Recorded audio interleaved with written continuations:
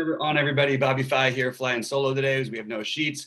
We have just a tiny little slate to get through, so I'm going to get through it. I did post up my early build and my bets of the day on TrueDFS.com. Don't forget to join, guys. I also want to remind you that we will be taking anybody who is not a member of the site will be out of our Discord server. We're going to change it to premium only, and hopefully you guys join. But we're going to do that on January 1st, and hopefully we can go through.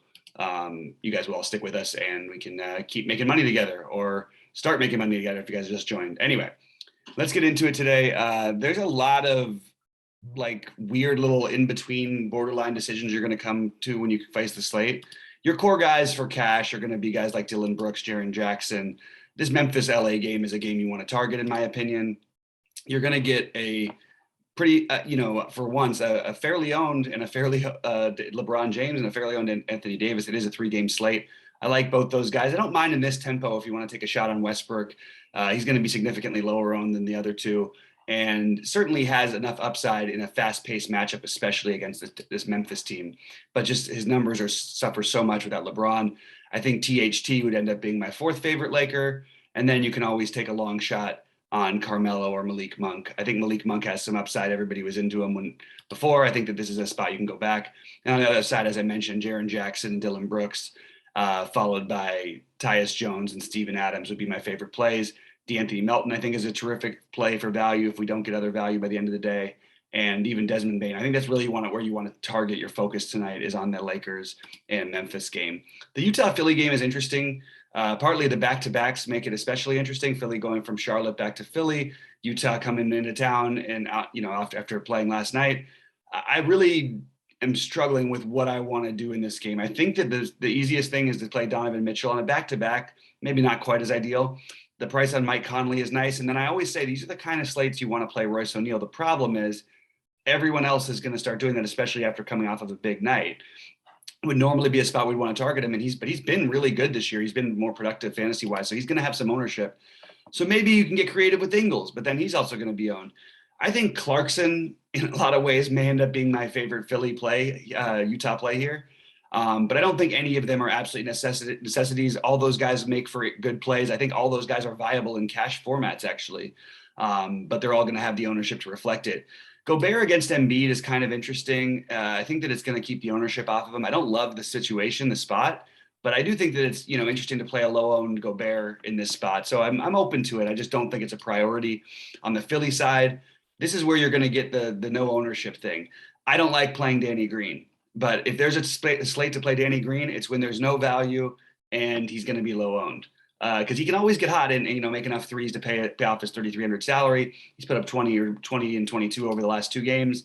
That would be doable at 3,300. So I think Danny Green is a really interesting tournament play on this kind of a slate. I think Seth Curry is interesting. I think Tobias Harris is interesting. But those guys are going to get a little ownership, especially Tobias Harris. And I think people won't play Embiid because the perceived matchup against Gobert. I have no issues if you want to go ahead and play Embiid here tonight as your spend up instead of the Laker guys. I do think they rate to be slightly better plays on a point per dollar basis for me, but Embiid has that monster ceiling, and I don't think anyone, including Gobert, can stop him one-on-one.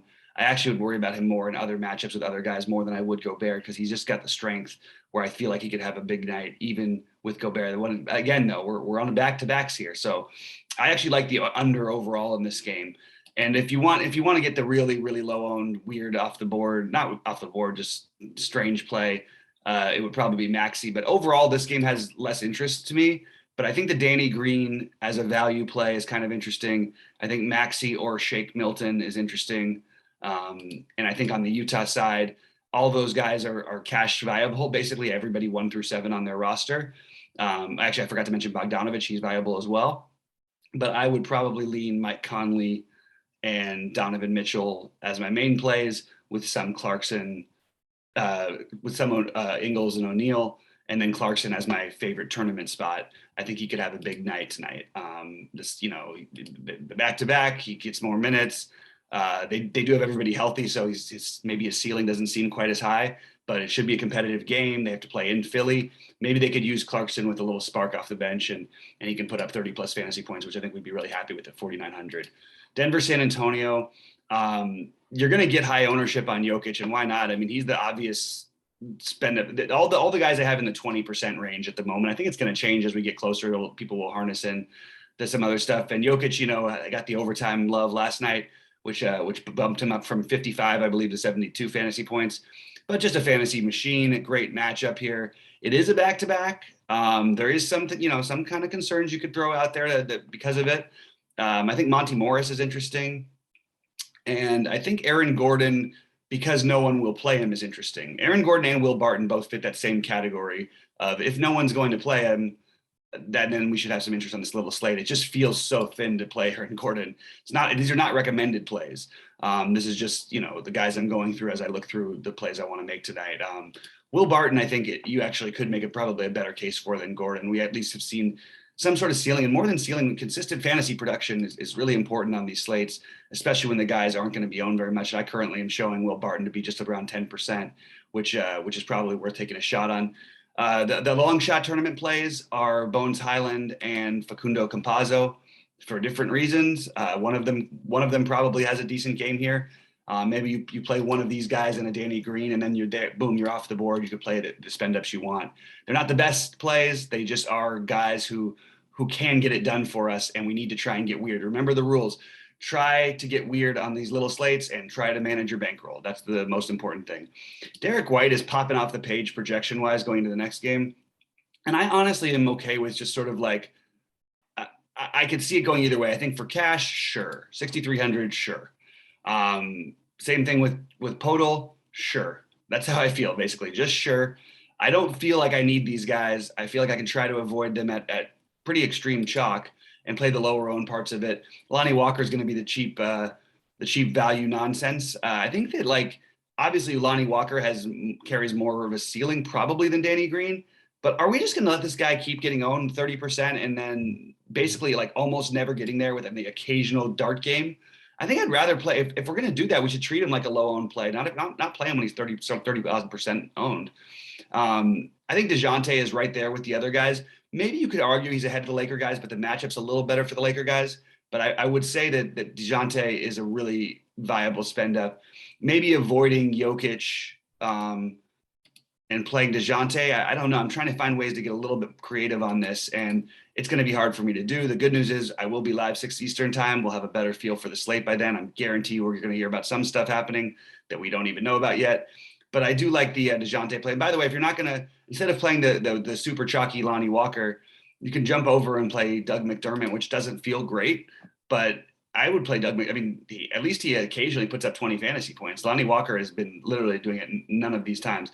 And I would say, again, if it flips later on and the value goes away, I will take my Lonnie Walker shots when everything else, you know, if everybody's going to go a different direction. I do think that, you know, with how many games, I think they've played 4 games in 6 days or something like that. I got to double check it with San Antonio. But they've played a lot of games recently, and you do have a fairly productive Eubanks who you could use as a long shot value. Hope something that opens up in the later games if nobody is announced out. But if anybody's announced out, you could see Eubanks getting some extra run, and a team that's already a little bit on the shorter handed side because we have no Keldon Johnson tonight. So that there is going to be opportunities for these sort of Spurs others. That's sort of my initial first look at the slate. I know it's not going to have it decided you should play this guy. Other names that, you know, that stand out so the names that have his priorities, you know, Dylan Brooks, Jaren Jackson, Tyus Jones. I like DeAnthony Melton, Donovan Mitchell these are like sort of the more safe ones, you know. I like Steven Adams, Royce O'Neal. Lonnie Walker's going to stand out, but again, I'd rather find like maybe a Danny Green or somebody who feels thin, but you get literally like 1/10 the ownership and has realistically, like basically every bit of as much of a chance to succeed as the other guys do. And I really like Jordan Clarkson in this matchup as a potential off the bench guy. Now we know we can get nothing out of him, but he also does, you know, bring with him. He can chuck the ball a million times. It is a back-to-back for them. Don't be surprised if Conley has maybe cut his minutes down a little bit, like on the back-to-backs. They don't necessarily need to go out there balls out with him.